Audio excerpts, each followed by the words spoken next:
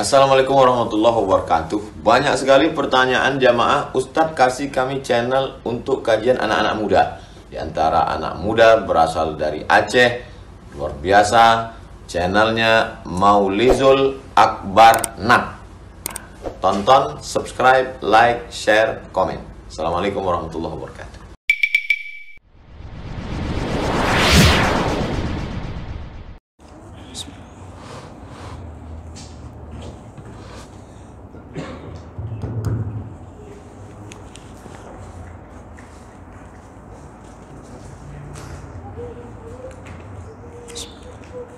Assalamualaikum warahmatullahi wabarakatuh. Alhamdulillahirabbil alamin. Wa bi ni'matihi tatimmus shalihin. Asyhadu an la ilaha illallah wahdahu la syarika lah. Wa asyhadu anna Muhammadan 'abduhu wa rasuluhul karim. Allahumma shalli wa sallim على نبينا المصطفى محمد وعلى آله وأصحابه أجمعين. أما بعد، رب اشرح لي صدري ويسر لي أمري واحلل عقدة من لساني يفقهوا قولي. Segala puji bagi Allah, kemudian salawat dan salam kepada Rasulullah, pada keluarga dan seluruh sahabat-sahabatnya yang Allah muliakan, insyaAllah. Bapak-bapak dan ibu-ibu jamaah salat maghrib dan isya, kita akan sambung pelajaran kita. Di pertemuan kita yang lalu, kita membahas tentang berbagai macam ragam puasa atau jenis-jenis puasa. Dan di pertemuan kita yang terakhir, kita bahas jenis-jenis puasa sunnah, mulai dari puasa Senin, Kamis, kemudian puasa 3 hari dalam sebulan, Ayyamul Bid, lalu ada puasa di hari 10 Muharram plus 9-nya, kemudian ada puasa di hari Arafah, lalu puasa di bulan Zulhijjah, yaitu puasa dari 1 sampai 8 Zulhijjah, dan hari ke-9-nya baru hari Arafah. Juga ada puasa di bulan yang haram, termasuk bulan Rajab, sunnah puasa memperbanyak. Dan ke depan, di depan nanti tanggal 1 insyaAllah, bulan yang akan datang 1 atau 31, lupa saya, itu sudah masuk 1 Sya'ban. Nah, untuk 1 Sya'ban sampai 15 disunnahkan berpuasa setiap hari. Jadi bukan lagi seperti Rajab. Kalau Rajab memperbanyak, artinya Senin Kamis 3 hari dalam sebulan, atau Ayyamul Bid. Tapi kalau Sya'ban, berdasarkan hadis Nabi, itu disunnahkan puasa setiap hari. Bagi mereka yang jarang berpuasa sunnah sebelum Sya'ban, boleh puasa sampai hari ke-15 atau hari nisfu Sya'ban. Setelah itu dianjurkan untuk tidak lagi berpuasa, untuk membedakan antara Sya'ban dengan Ramadan, sekaligus menyambut Ramadan. Tapi bagi mereka yang sudah terbiasa berpuasa sunnah, setelah 15 Sya'ban masih dibolehkan untuk berpuasa, ya, dan wajib berhenti 2 hari sebelum Ramadan. Wajib berhenti 2 hari sebelum Ramadan, tidak boleh sambung lagi, ya. Jadi puasa terbanyak setelah Ramadan adalah Sya'ban. Nabi puasa hampir sebulan penuh, kecuali hanya sehari atau 2 hari. Oleh karena itu, Bapak Ibu bersiap-siap untuk melakukan puasa sunnah Sya'ban. Jadi apa tujuan disuruh puasa sunnah Sya'ban? Di antara hikmahnya adalah selain mendapatkan pahala besar mengikuti Nabi, di antara kebaikan yang kita terima adalah untuk membiasakan tubuh ketika masuknya Ramadan. Jadi ketika sudah masuk bulan Ramadan, dari hari pertama Ramadan kita sudah terbiasa berpuasa, sehingga kita bisa memanfaatkan per detik dari Ramadan menjadi pahala. Jadi dari hari pertama itu tidak terasa lemasnya, sudah biasa, sanggup baca Quran 1 juz minimal, sanggup melakukan ibadah. Ini karena sudah terbiasa melakukan puasa di bulan Sya'ban. Tapi kalau mereka tidak terbiasa melakukan di bulan Sya'ban, langsung masuk ke Ramadan, terasa 3 hari pertama itu terasa. Makanya hari pertama itu kan orang banyak kehilangan kesadarannya. Ada yang habis salat duhur tidak sadar lagi, langsung tertidur sampai buka puasa. Nah, ini akibat apa? Tidak terbiasa puasa sebelum Ramadan. Jadi Sya'ban itu sebagai gladi resik atau latihannya Ramadan. Baik, kita lanjutkan. Setelah membahas tentang jenis-jenis puasa, kita masuk tentang cara menetapkan bagaimana masuknya Ramadan dan bolehkah berbeza antara satu negara dengan negara lain dalam penetapan Ramadan. Itu yang kita bahas. Kita sudah bahas bahawa puasa itu menjadi wajib karena 3 perkara. Puasa menjadi wajib karena 3 perkara. Yang pertama, kalau dinazarkan. Apabila kita bernazar melakukan puasa, dan apabila nazar itu diberikan oleh Allah sesuai dengan apa yang kita nazarkan, maka wajib melakukan apa yang dinazarkan. Jadi kalau dinazarkan puasa, berarti puasa itu menjadi puasa wajib. Yang kedua, yang menjadi penyebab wajibnya puasa adalah al-kafarah, yaitu apabila terkena kafarah. Nah, kafarah ini macam-macam. Ada kafarah sumpah. Jadi sudah bersumpah lalu melanggar sumpahnya, selain daripada berdosa, tapi dia juga wajib berpuasa. Yaitu salah satunya berpuasa 3 hari berturut-turut. Kemudian juga ada kafarah berhubungan suami istri di bulan Ramadan, di siang hari Ramadan. Ini wajib puasa 2 bulan berturut-turut. Lalu ada kafarah dihar.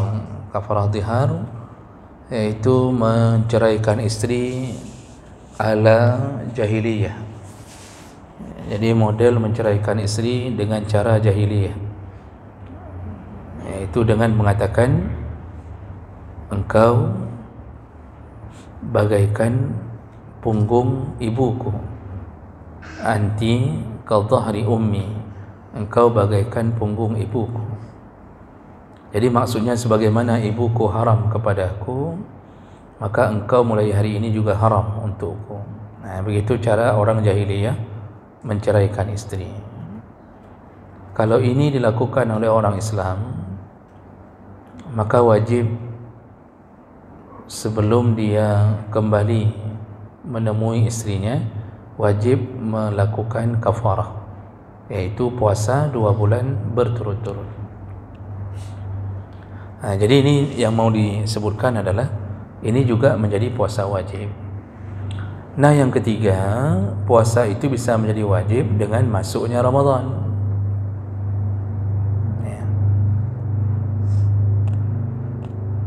Nah, kalau begitu, bagaimana kita tahu bahawa Ramadan itu sudah masuk? Menetapkan masuknya Ramadan itu dengan 2 cara.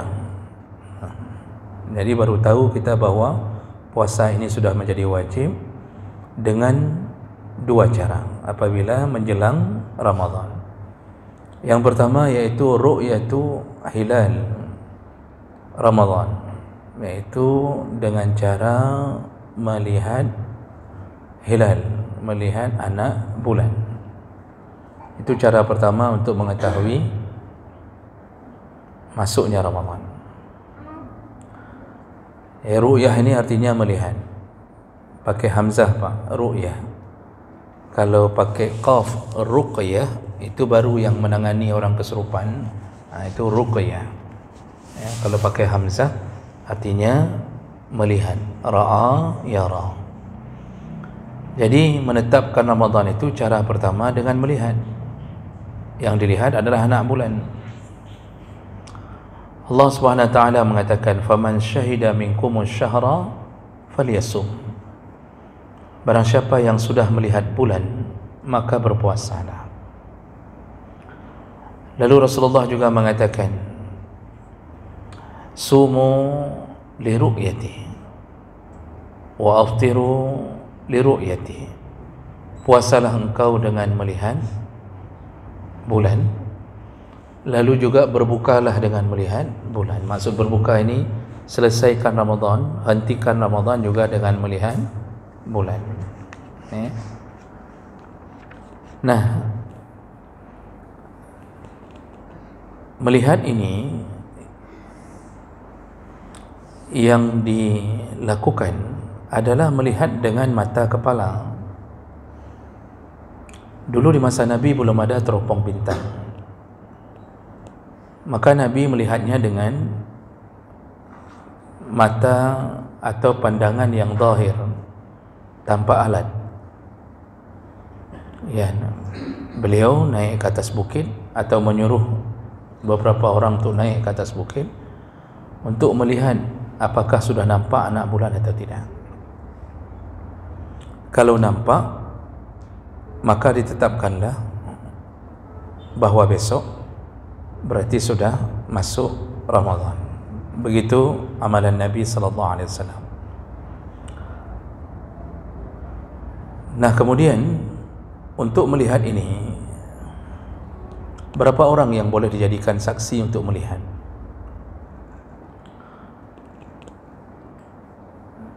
Kalau seandainya melihat dalam keadaan beramai-ramai dan sama-sama melihat, tentu itu adalah kesaksian yang paling kuat. Jadi semua melihat, melebihi 3 orang, itu sudah disebut beramai-ramai. Jadi kalau semuanya bersaksi bahwa mereka melihat anak bulan, berarti tidak ada keraguan bahwa besok sudah datang Ramadan. Nah, kemudian yang jadi pertanyaan, bolehkah kalau dilihat oleh hanya 1 orang saja? Jadi lihatnya bukan beramai-ramai, bahkan bukan 2 orang, tapi hanya 1 orang yang melihat. Apakah dia boleh dijadikan sebagai sandaran untuk memulai puasa Ramadan? Imam-imam mazhab hampir semuanya mengatakan tidak dipermasalahkan kalau penglihatan itu hanya dilihat oleh 1 orang. Namun kebolehan minimal dilihat oleh 1 orang, itu orangnya ada syarat. Apa syaratnya? Yang pertama, ayakuna ar-ra'i adlan. Yang melihat itu orangnya harus adil. Ini adil bukan adil membagi sama rata. Ini adil yang dimaksud adalah tidak fasik, karena lawan daripada adil itu fasik. Jadi baru boleh kita menyandarkan pada pandangan seseorang yang mengaku sudah melihat anak bulan. Lihat dulu orangnya. Syarat pertama, orang itu adalah adil. Maka tidak berlaku dan tidak boleh mempercayai atau tak boleh menyandarkan hukum pada orang fasik. walaupun betul dia sudah lihat, tapi kefasikannya perlu diragukan. Fasik itu orang yang bertakwa, adil itu orang yang bertakwa. Jadi asal orangnya ada sembahyang, ada puasa, tidak makan haram, utang orang pun bayar, tidak suka melakukan maksiat. Nah, kalau dia yang melihat, itu bisa jadi sandaran. Kalau orang fasik tidak boleh. Jadi orangnya solat tidak ada, kalau Ramadan datang tidak puasa, maksiat jalan, judi online jalan, sabu juga sesekali, berzina suka-sukanya, hanjit dah pakai keurenging pula kan. Itu syarat. Lalu kemudian musliman, harus orang Islam. Jadi walaupun adil, jujur sekali, tapi kalau bukan orang Islam tak bisa. Kemudian balighan, harus baligh. Jadi anak-anak tidak bisa dijadikan sandaran untuk memutuskan masuk Ramadan dengan melihat. Harus baligh. Kemudian aqilan, harus berakal. Berakal. Jadi tidak boleh kesaksian orang gila. Jadi orang pungo rupanya ingin anak bulan, lalu dia mengatakan saya sudah lihat anak bulan, karena dia gila atau stres, itu tidak boleh dijadikan sandaran. Lalu kemudian hurran, harus orang merdeka, tidak boleh budak. Nah, sekarang itu tidak ada masalah lagi.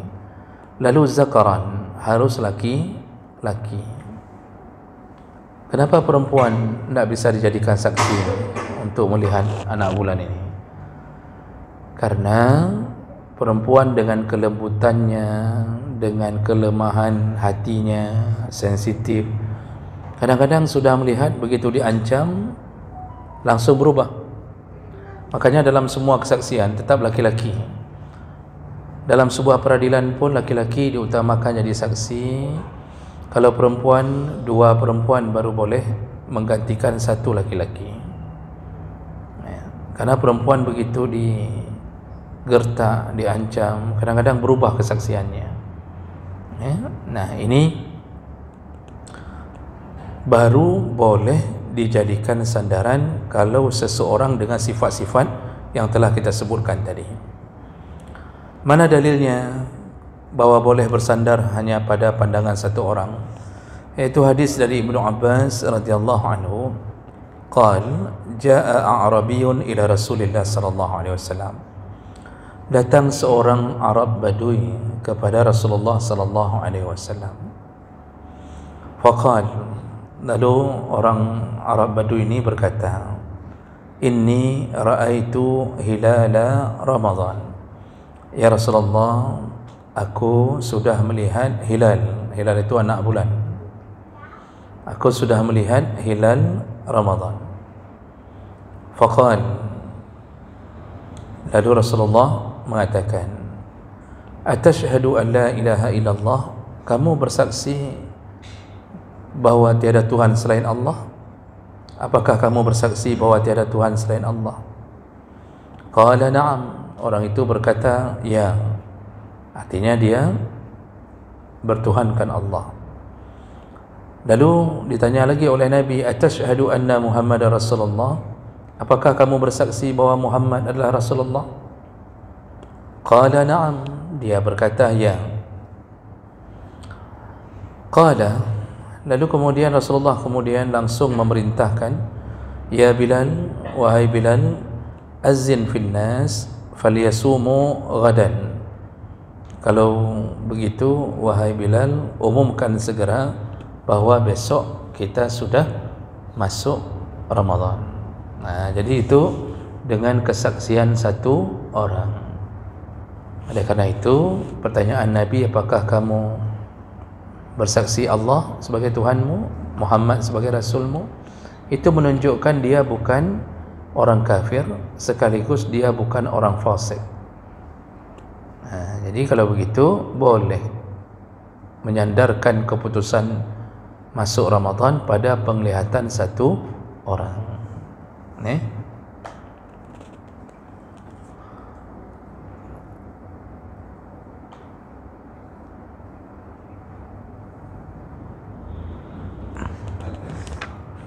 Seandainya orang tersebut yang melihat anak bulan, dia berada di satu tempat yang tinggal sendirian. Dia tinggal sendirian, apakah terisolasi atau buat rumah di hutan. Lalu ketika menjelang Ramadan dia lihat anak bulan, tapi dia tidak bisa melaporkan kepada yang lain, maka puasa itu wajib untuk dirinya sendiri. Jadi tidak perlu nunggu keputusan dari orang lain, wajib untuk dirinya sendiri.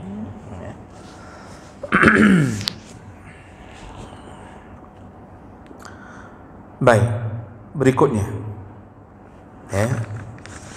perlu jadi catatan Bapak Ibu,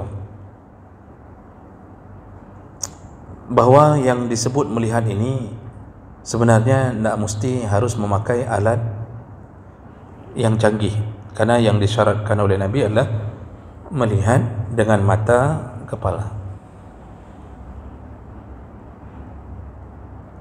Nah, kemudian kalau seandainya keadaan mendung sehingga menyebabkan di malam ke-30 Sya'ban tu hujan, mendung, menyebabkan kita tidak bisa melihat dengan baik apakah sudah ada anak bulan atau tidak bisa kita lihat dengan baik. Kalau sudah terjadi begitu, maka baru ambil langkah yang kedua. Tadi langkah pertama untuk masuk Ramadan itu harus dengan melihat anak bulan. Nah, kalau keadaan cuaca mendung, tidak bisa lihat, baru ambil langkah kedua. Apa dia langkah kedua? Yaitu menggenapkan Sya'ban menjadi 30 hari.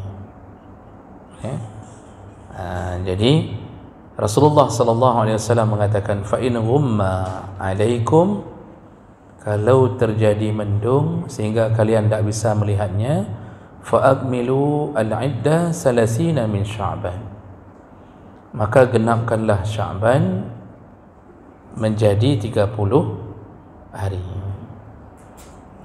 Tadi kita disuruh lihat anak bulan di malam 30. Ini Sya'ban sudah 29 hari. Malam 30 maghrib, menjelang maghrib disuruh lihat. Kalau tiba-tiba mendung tak nampak, maka keputusannya adalah menggenapkan Sya'ban menjadi 30. Berarti besoknya tidak boleh puasa. Nah, hari 30 Sya'ban itu disebut hari syak, hari keraguan-raguan. Tak boleh puasa di hari keraguan-raguan. Nah, ini dua cara untuk menetapkan Ramadan.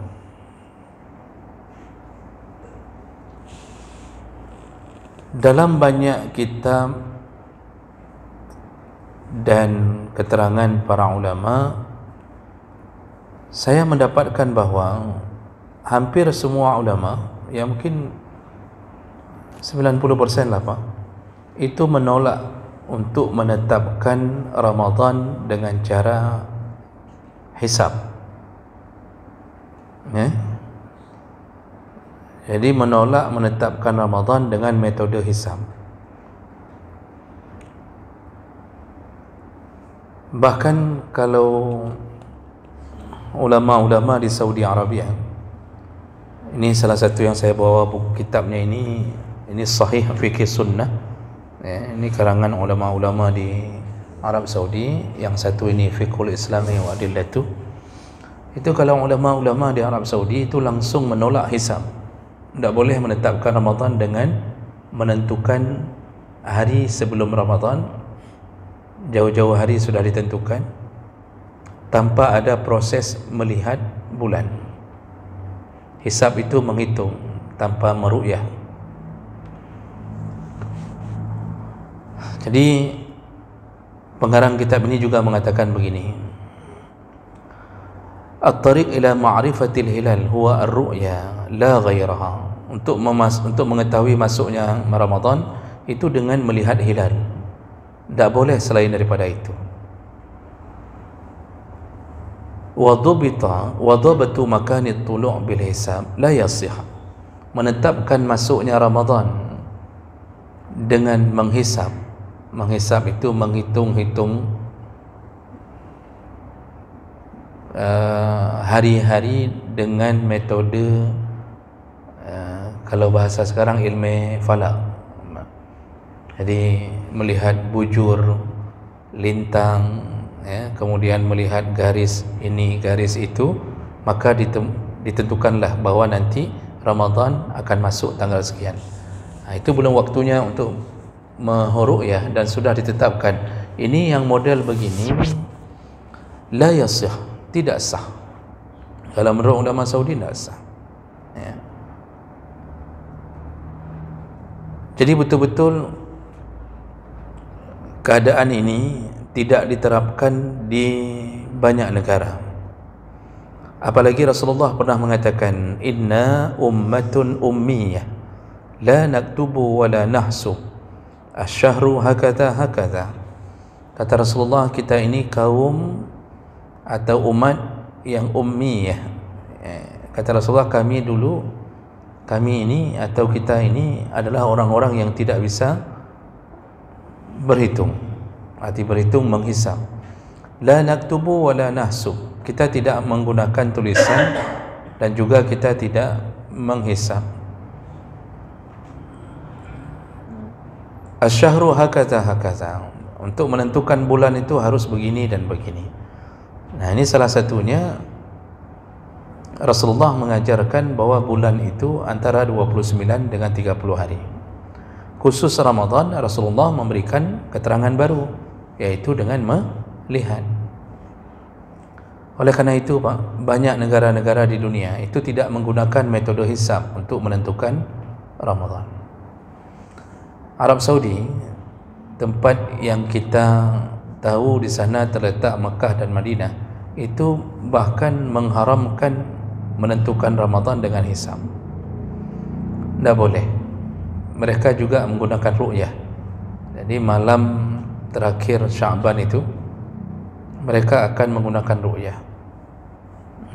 Kalau nampak, mereka tetapkan Ramadan. Kalau tak nampak, maka digenapkan Sya'ban menjadi 30 hari. Dan di Mesir sama, juga dengan metode ru'yah. Hampir di semua negara Arab itu ru'yah semua.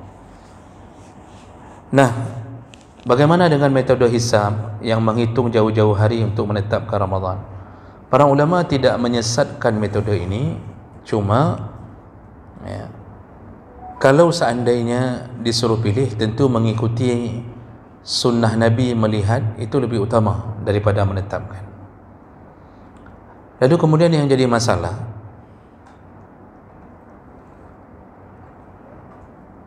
ketika metode ru'yah digunakan, maka berlaku prosesnya dengan imkanur ru'yah. Imkanur ru'yah itu maksudnya melihat kemungkinan bisa melihat bulan. Jadi betul-betul nampak berapa derajat itu yang ditetapkan. Biasanya berapa derajat itu, Pak? Lupa saya. 2 derajat. Nah, itu imkanur ru'yah, iaitu harus kira-kira nampak. Kalau metode hisab, kadang-kadang tidak mewajibkan harus nampak, tetapi memakai proses wujudul hilal. Yang penting anak bulannya ada, nampak tak nampak, yang penting dia sudah ada. Nah, sekarang kalau kita kembalikan ke metode Nabi, Nabi lihat atau diberitahu oleh Jibril sudah ada anak bulan. Nabi lihat. Makanya Nabi mengatakan, kalau mendung, tak usah fikir panjang, genapkan Sya'ban menjadi 30 hari. Seharusnya kan kalau mendung,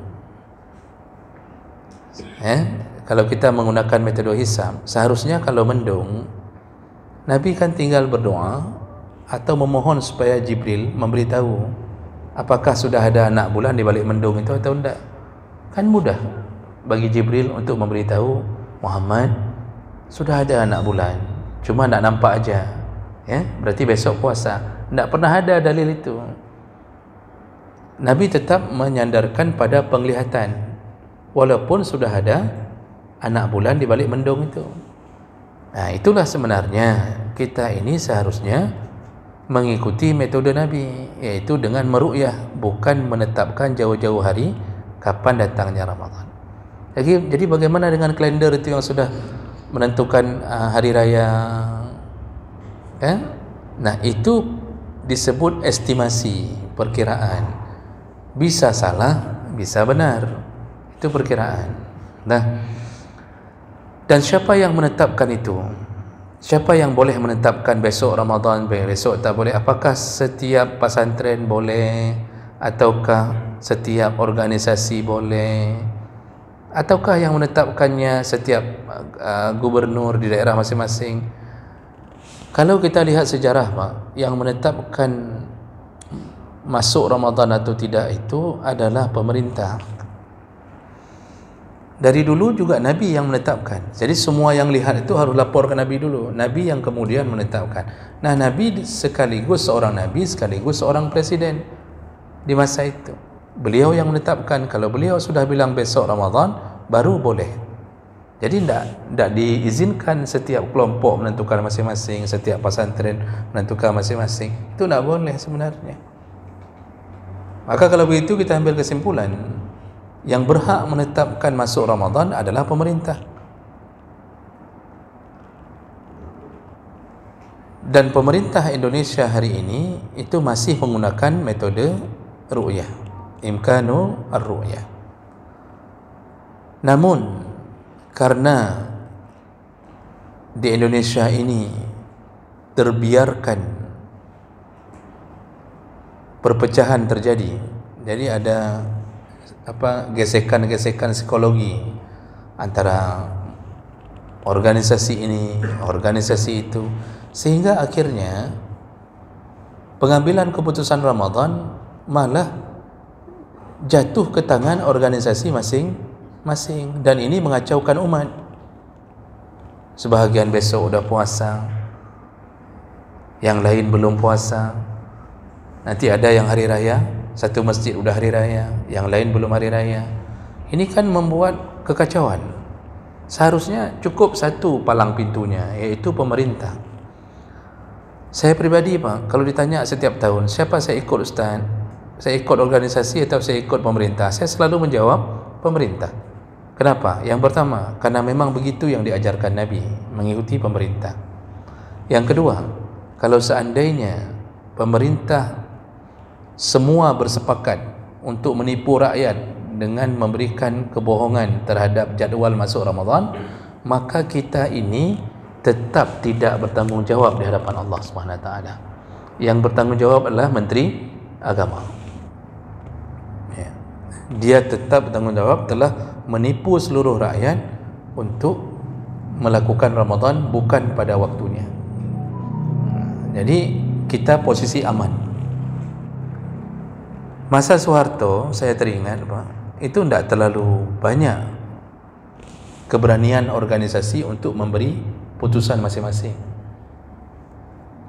Kita kan hidup di masa Soeharto, Pak, itu lebih sering, jarang terjadi perbedaan, jarang. Jadi begitu ditetapkan puasa, tetapkan hari raya, oh ada yang berbeda, tidak berani bersuara. Ada yang berbeda masing-masing, tidak berani bersuara. Ini lebih aman. Dari dulu memang sudah begitu, seharusnya Rasulullah mengajarkan begitu, pemerintah yang harus didengar. Oh, pemerintahnya zalim, selama zalimnya tidak mengganggu urusan agama, maka tetap dalam urusan ibadah kita disuruh ikut ulil amri. Sekarang walaupun Indonesia ini, Pak, negara yang lumayan hancur-hancuran, ini kan negara Konoha ini, Pak, negara plus 62, tidak jelas, Pak, antah berantah, yang hukum jalan sendiri, yang makan korupsi terus, yang pokoknya suka-suka lah, kamar habis-habis je. Memang ini ladangnya, surganya bagi para penjahat juga di sini, kan? Ini kan negara seperti tidak ada aturan, Pak. Konstitusi saja suka-suka dirubah, asal ada paman saja di MK, selesai semua urusan, payah dan mat. Yang penting ada orang dalam, beres semuanya. Indonesia pajuh mandum. Maka negara ini satu sisi hancur, tapi untuk diingat, negara ini belum menzalimi umat Islam dengan urusan ibadah. Belum ada satu putusan Jumaat tak boleh, belum ada satu putusan Idul Fitri tak boleh lakukan, belum ada satu putusan bahawa tak boleh lagi solat di masjid, masjid-masjid tutup. Itu tak ada. Jadi masih diberi kebebasan, silahkan. Bahkan khatib-khatib pun masih bebas untuk nyindir sana, nyinggung sini, nyinggung sana, masih bebas. Buktinya di depan bapak sering nyindir sana, nyindir sini, itu masih bebas. Hanya drop lampu peronnya. Padahal jamaahnya ada polisi, tentara, Kopassus, ada PM, macam-macam. Tapi alhamdulillah sampai hari ini belum ada yang nangkap saya, Pak. Itu menunjukkan apa? Negara tidak menzalimi rakyat dalam urusan ibadah. Oleh karena itu, berarti tetap wajib ikut. Karena Allah cuma menyebut 3, ati Allah wa ati'ur Rasul wa ulil amri minkum. Bukan mengikuti organisasi, bukan mengikuti keputusan dari pesantren masing-masing. Maka paling aman kita ikut pemerintah. Oh, ada orang bilang itu kan di pemerintah, itu kan mereka akan nyan panena nyan dipersesuai dengan kalender. Ada yang mengatakan mereka cocok-cocokkan dengan kalender. Makanya selalu setelah sidang isbat hasil ru'yah selalu cocok dengan kalender yang sudah dibuat bertahun-tahun. Kalau ada yang mengatakan mereka menipu bersama-sama dalam sidang isbat, saya tidak bisa meyakinkan bahawa itu bisa terjadi. Karena yang duduknya di situ orang-orang yang kenal agama. Masa semuanya bersatu padu kita tipu rakyat? Apalagi hasil masuk tu yang dilihat dari ratusan titik seluruh Indonesia. Di Aceh berapa titik, di Medan berapa titik, kumpulkan semua, lalu diputuskan berapa titik yang lihat bulan, berapa titik yang lihat bulan. Saya rasa tak mungkin lah, mustahil lah orang berkumpul dalam sidang itu orang-orang yang ada yang saleh di situ, ada yang alim, utusan dari orang-orang yang baik, lalu sama-sama bersepakat untuk menipu. Kayaknya mustahil. Kecuali yang duduk di situ rame-rame, menteri, DPR, MPR-nya ada kemungkinan bersatu untuk menipu, Pak. Tapi ini mustahil rasanya untuk menipu. Makanya keputusan Ramadan itu ikuti ru'yah. Kalau saya pribadi, saya sarankan ikuti ru'yah. Tidak perlu mengikuti selain yang ditentukan oleh Nabi. Nah, kemudian ada yang melakukan hisab, artinya tidak lihat. Sudah jauh-jauh hari sudah ditetapkan. Dengan alasan Nabi menyuruh lihat. Tapi lihat itu, lihat dengan teknologi, katanya. Lihat dengan berkembangnya zaman, berkembangnya alat. Maka salah satu cara melihat adalah dengan kecanggihan teknologi, iaitu bisa menghitung jauh-jauh hari. Bapak, Ibu, kita perlu kecanggihan teknologi untuk mengetahui peredaran bulan, waktu matahari beredar, sampai kan kita bisa tentukan kalender kan karena kemampuan untuk berhitung itu. Sampai orang hari ini tahu cuaca akan terjadi begini. Itu adalah kemampuan di masa depan setelah wafatnya Nabi SAW. Tetapi untuk diingat, penentuan solat itu memang bisa digunakan seperti itu. Jam ini sudah solat. Kan kita solat jam cocok, Pak, yang ditentukan jauh-jauh hari. Bahkan ada kalender itu yang bisa menghitung 25 tahun. Kalender solat itu bisa menghitung 25 tahun. Itu cocok, artinya benar, bisa dilakukan. Itulah kekuasaan Allah ketika menentukan peredaran matahari tepat, tidak berubah-berubah. Wasyamsu tajri limustaqarrillah. Matahari itu selalu beredar pada porosnya. Itu yang membuat manusia mudah menghitung. Cuma khusus Ramadan, Nabi mengkhususkan dengan mengatakan sumu li ru'yatih wa aftiru li ru'yatih. Khusus Ramadan, lihatlah bulan kalau mau puasa, lalu kalau mau menyelesaikan Ramadan juga lihatlah bulan. Bukan dengan menghitung seperti menghitung untuk ibadah-ibadah yang lain. Ini yang paling aman. Ini yang paling aman. Makanya kalau ada orang tanya, selalu begitu asal menjelang Ramadan, menjelang hari raya, apa, orang banyak nanya ke saya, jadi Ustaz ikut siapa? Ikut yang mana? Ini ada dua pandangan nih tentang hari raya. Saya selalu menjawab, saya ikut pemerintah dan saya sarankan ikut pemerintah. Itu lebih aman dari segala posisi. Baik, terakhir, bolehkah berbeza penentuan Ramadan antara satu negara dengan negara yang lain? Ini ada perbezaan pandangan, Pak. Menurut jumhur ulama selain mazhab Syafi'i, bahawa matla' untuk melihat masuknya Ramadan itu satu. Jadi kalau salah satu dari negara Islam sudah melihat, maka wajib seluruh negara Islam yang lain itu mengikuti pandangan negara yang sudah melihat tersebut. Ini pandangan jumhur ulama. Hanafi, Maliki, Hambali mengatakan seperti itu. Ya, jadi asal satu negara sudah lihat, maka menjadi sandaran bagi negara Muslim yang lain. Contoh, di Mekah sudah lihat hari Senin, maka diumumkan. Begitu diumumkan, semua menurut jumhur ulama di Azerbaijan, di Indonesia, di mana-mana ikuti hari Senin. Itu pandangan pertama dari jumhur ulama. Nak mesti Mekah. Oh, rupanya di Yordania atau di Mesir sudah duluan lihat anak bulan, diumumkan, maka berlakulah untuk seluruh negara Islam. Itu pandangan pertama dari jumhur ulama. Itu disebut dengan matla' wahidah, matla' wahid, iaitu satu sumber. Tapi berbeda dengan mazhab Syafi'i. Mazhab Syafi'i mengatakan bahawa penentuan Ramadan boleh berbeza antara satu daerah dengan daerah lain, atau disebut dengan ikhtilaful matali', berbeza sumber. Jadi melihat ru'yah di negara masing-masing. Jadi menurut Syafi'i boleh melakukan itu, nak mesti harus mengikuti negara lain, apalagi satu negara dengan negara lain yang kadang-kadang sangat berjauhan. Ya, antara Muslim di Rusia dengan Muslim di Indonesia itu sangat berjauhan.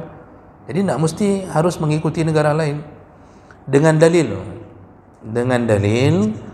iaitu ada hadis dari Quraib. Jadi Quraib ini diutus menuju ke Syam. Ya. Jadi Syam itu Palestin, Lebanon, Syria, itu daerah Syam. Diutus ke sana. Lalu ketika di sana dia ternyata ditinggal di sana sampai masuk Ramadan. Lalu di waktu ujung Ramadan dia mau berhari raya di Madinah, pulang balik ke Madinah. Nah, ketika balik ke Madinah bertemu dengan Abdullah bin Abbas atau Ibnu Abbas. Maka Ibnu Abbas bertanya kepada Quraim, "Mata ra'aitumul hilal?" Kapan kalian di Syam melihat hilal anak bulan? Maka Quraim menjawab, "Ra'ainahu lailatal Jum'ah." Kami di sana sudah melihat anak bulan malam Jumat. Berarti Jumatnya puasa. Berarti di tanah Syam di saat itu sudah puasa hari Jumat. Faqal, Ibnu Abbas meyakinkan dengan bertanya, "Anta ra'aitahu?" Kamu melihat sendiri? Quraib menjawab, "Na'am." Wa ra'ahu an-nas wa shamu. Semua juga lihat, dan semua orang di Syam puasa di hari Jumat. Wa shama Muawiyah. Gubernurnya juga puasa di hari Jumat, iaitu Muawiyah. Faqala, lalu Ibnu Abbas berkata, "Lakinna ra'ainahu lailatas Sabt." Kami di Madinah melihat anak bulan di malam Sabtu. Kami di Madinah melihat anak bulan di malam Sabtu. Makanya kami masih berpuasa. Fala nazalu nasum. Kami masih puasa satu hari lagi. Sedangkan Quraib waktu pulang ke Madinah dia sudah hari raya. Sedangkan orang Madinah belum, satu hari lagi, karena beda waktu lihat hilal. Lalu Quraib berkata, "Ala naktafi bi ru'yati Muawiyah wa siyamihi?" Kenapa kita tidak ikut saja ru'yahnya Muawiyah? Kenapa kita tidak ikut ke Syam aja semuanya, karena di sana sudah nampak anak bulan duluan? Semuanya seharusnya puasa hari Jumat, Madinah ikut ke sana, semua ikut ke sana. Apa jawaban Ibnu Abbas? La, tidak begitu. Hakaza amarana Rasulullah. Tapi beginilah yang disuruh oleh Rasulullah. Maksudnya apa?